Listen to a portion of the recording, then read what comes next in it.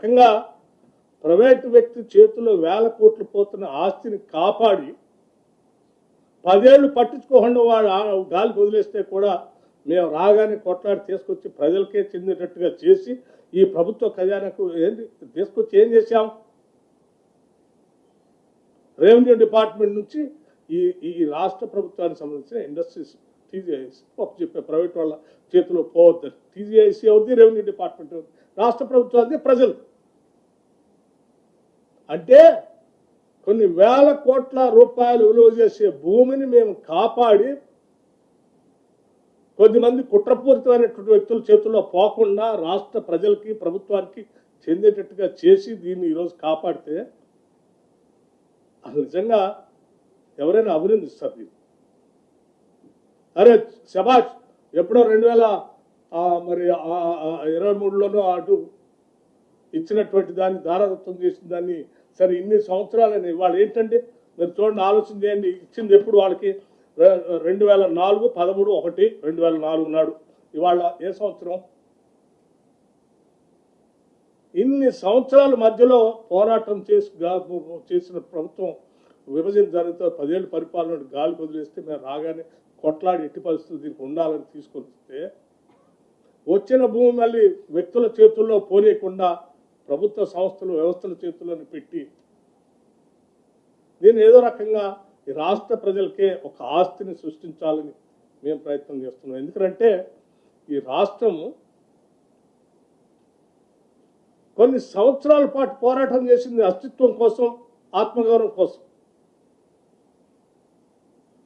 దశాబ్దాల పాటు ఈ రాష్ట్ర యువత మన రాష్ట్రం మనకు వస్తే ఉద్యోగాలు వస్తాయని ఆశపడి ఉద్యోగాల కల్పన కోసం పెద్ద ఎత్తున మన ప్రత్యేక రాష్ట్రం ఉంటే మనందరికి ఉద్యోగాలు వస్తాయని తాపత్రయంతో పోరాటం చేసి రాష్ట్రం తెచ్చుకుంటే వాళ్ళందరికీ 10 ఏళ్ళు ఉద్యోగాలు కల్పించలేక గాలికి వదిలేస్తే బాధపడుతున్న నిరుద్యోగ యువతి యువకులకి మనం ఇటు ప్రభుత్వ పరంగా ఉద్యోగ అవకాశాలు కల్పించడమే కాదు, ప్రైవేట్ పరంగా కూడా కొన్ని ఇంటర్నేషనల్ స్టాండర్డ్లో ఉన్నటువంటి వ్యవస్థలు తీసుకొని వాళ్ళందరికీ ఉద్యోగ అవకాశాలు వచ్చేటట్టుగా ఒక పక్కన ఆస్తిని సృష్టిస్తూనే ఇంకో పక్కన లక్షలాది మంది నిరుద్యోగ యువతి యువకులకి ఉద్యోగ అవకాశాలు కల్పించాలని మేము తాపత్రయపడి పనిచేస్తా ఉన్నాం. ఇందులో మా స్వార్థం కానీ లేకపోతే మా మంత్రివర్గ సహచరుల స్వార్థం కానీ లేకపోతే ముఖ్యమంత్రి రేవంత్ రెడ్డి గారి స్వార్థం కానీ వ్యక్తిగతంగా దీన్ని వాడుకునేది లేదు. ఈ రాష్ట్ర యువత కోసం, రాష్ట్ర ప్రజల కోసం వాడుతున్నట్టు వాళ్ళు ఒక్కసారి ఆలోచించి ఆ రోజుల్లో హైటెక్ సిటీకి ఆనాటి ముఖ్యమంత్రి నేదురుమల జనార్దన్ రెడ్డి గారు, రాజీవ్ గాంధీ గారి ఆలోచన మేరకు కంప్యూటర్ రెవల్యూషన్ ఈ దేశంలో కూడా తీసుకొని రావాలని చెప్పి వారు ఫౌండేషన్ వేసి ఆ తర్వాత వచ్చినటువంటి ప్రభుత్వాలు వాటి కంటిన్యూ చేస్తే ఇవాళ మనం హైటెక్ సిటీ ఫేజ్ 1, హైటెక్ సిటీ ఫేజ్ 2, ఆ తర్వాత ఫైనాన్షియల్ సిటీ, ఆ తర్వాత నాలెడ్జ్ సిటీ, ఇవన్నీ రావటం వల్ల లక్షలాది కోట్ల రూపాయలు ఇక్కడ ఇన్వెస్ట్మెంట్స్ వచ్చినాయి. అవన్నీ ఇన్వెస్ట్మెంట్స్తో వచ్చినటువంటి సంస్థల వ్యవస్థల ద్వారా లక్షలాది మంది నిరుద్యోగ యువతి యువకులకి ఈరోజు హైదరాబాద్లో ఉద్యోగ అవకాశాలు దొరుకుతున్నాయి.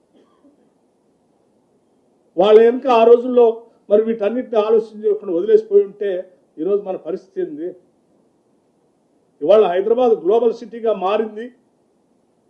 హైదరాబాద్ నగరంలో పెద్ద ఎత్తున లక్షలాది మంది ఉద్యోగ అవకాశాలు దొరుకుతున్నాయి అనే కదా రాష్ట్ర వ్యాప్తంగా అనేక ప్రాంతాల నుంచి నిరుద్యోగ యువత హైదరాబాద్కు వచ్చి ఉద్యోగ అవకాశాలు ఎత్తుకునేది. దీన్ని మనం ముందుకు తీసుకొని వెళ్ళాలి కదా. ఎవరో ప్రైవేటు వ్యక్తి చేతుల్లో పోయిన 400 ఎకరాలు కాపాడి అక్కడ కూడా ఇటువంటి సాఫ్ట్వేర్ ఇండస్ట్రీస్ సంబంధించినటువంటి మన నిరుద్యోగ యువతి యువకులకి చదువుకుని యూనివర్సిటీస్ నుంచి చదువుకొని బయటకు వచ్చేటువంటి నిరుద్యోగ యువతి యువకులకి మంచి ఉద్యోగ అవకాశాలు దొరికేటట్టుగా ఒక ఇంటర్నేషనల్ సంబంధించినటువంటి సాఫ్ట్వేర్ ఇండస్ట్రీస్ తీసుకొచ్చి అక్కడ ఏర్పాటు చేయడం కోసం ప్రయత్నం చేస్తే వాళ్ళందరికీ మళ్ళీ ఉద్యోగ అవకాశాలు వస్తాయి కదా అని ఆలోచనతో మేము చేస్తున్నాం తప్ప వేరే ఆలోచనే లేదు ఇక్కడ మాకు. మేము చేసే ప్రతి పని రాష్ట్రానికి ఆస్తులను ఎట్లా సృష్టించడం, సంపదను ఎట్లా పెంచడం, తద్వారా ఈ రాష్ట్రంలో ఉన్న నిరుద్యోగ యువతి యువకులకి ఉద్యోగ అవకాశాలు ఎట్లా కల్పించడం అనేది తప్ప వేరే ఆలోచన లేదు.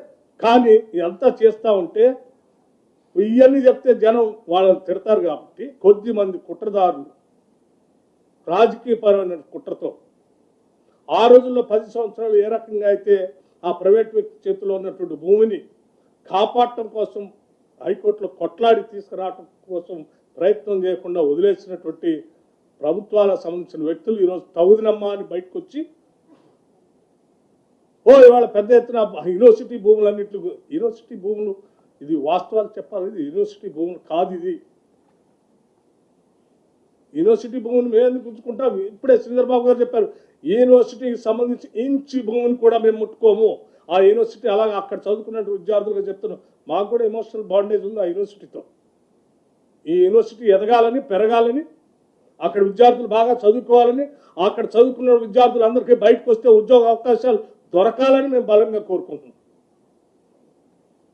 చదువుకొని ఉద్యోగాలు లేకుండా బాధపడకూడదని కదా ఆలోచన చేసేసి అక్కడ ఉన్నటువంటి ఏదో మష్రూమ్ రాకుని కానీ, లేకపోతే అంబరెల్లా రాకుని కానీ, లేకపోతే ఇంకొక లేక్ని కానీ, వాటిన్నింటినీ దేన్ని డిస్టర్బ్ చేసే క్వశ్చన్ లేదు. We believe strongly ecological imbalance ఏం జరగనేయం. రాష్ట్రం హైదరాబాద్ నగరం పొల్యూషన్ ఫ్రీ నగరంగా ఉండాలి, ఇక్కడ ఉద్యోగ అవకాశాలు రావాలి, నగరం పెరగాలి, సంపద సృష్టించబడాలి. అలా సంపద సృష్టించబడితేనే రేపొద్దున ఈ రాష్ట్రంలో ఉన్నటువంటి నిరుపేద ప్రజలందరికీ కూడా సంక్షేమ కార్యక్రమాలు కూడా మేము నిధులు వెచ్చించగలగాలి.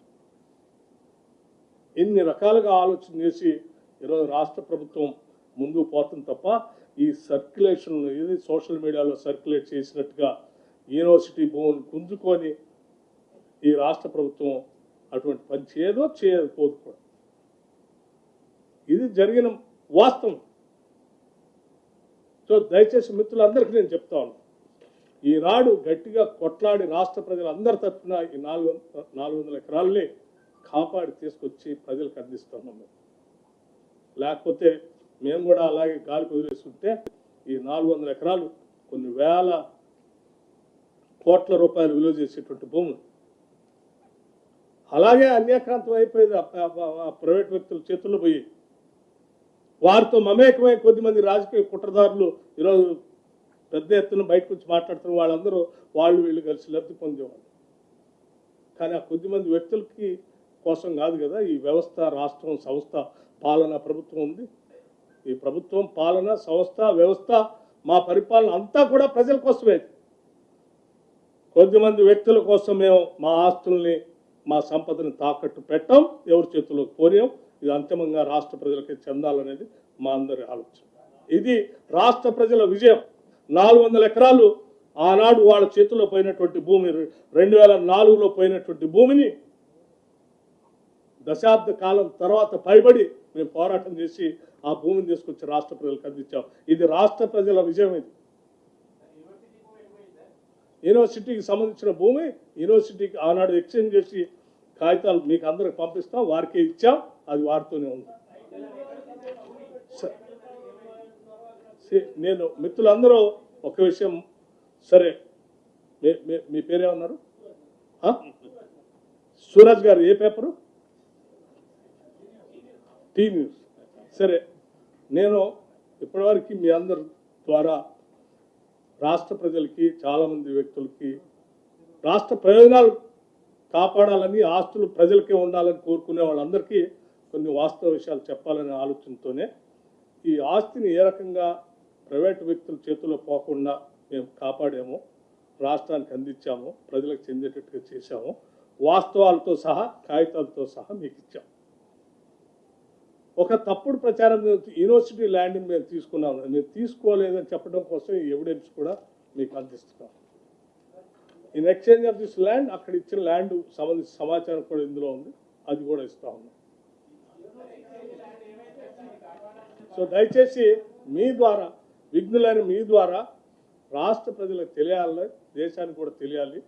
నేను మీ అందరూ రిక్వెస్ట్ చేస్తున్నాను, కొట్లాడి కొద్దిమంది ప్రైవేట్ వ్యక్తుల చేతుల్లో పోయే వేల కోట్ల ఆస్తిని ఈ రాష్ట్ర ప్రభుత్వం ప్రజల కోసం పోరాటం చేసి తీసుకొచ్చిందనేటువంటి కనీస వాస్తవ విషయాన్ని మీరు ప్రజలకు తెలియదు. అమ్మా ఏది నేను మాట్లాడిన తర్వాత మళ్ళీ మీ క్వశ్చన్ ఏదైనా ఉంటే నేను మిగతాది క్లారిఫై చేస్తాను. సో నేను మీ అందరికీ ఒకటే రిక్వెస్ట్ చేస్తున్నాం, మీరందరూ కూడా చాలామంది నిరుద్యోగ యువతి యువకుల కోసం పెద్ద ఎత్తున ఈ హైదరాబాద్ నగరంలో ఉద్యోగ అవకాశాలు రావాలని మీరు కూడా కోరుకుంటున్నాం. వాళ్ళందరి తరఫున మీరు కూడా పోరాటం చేశారు.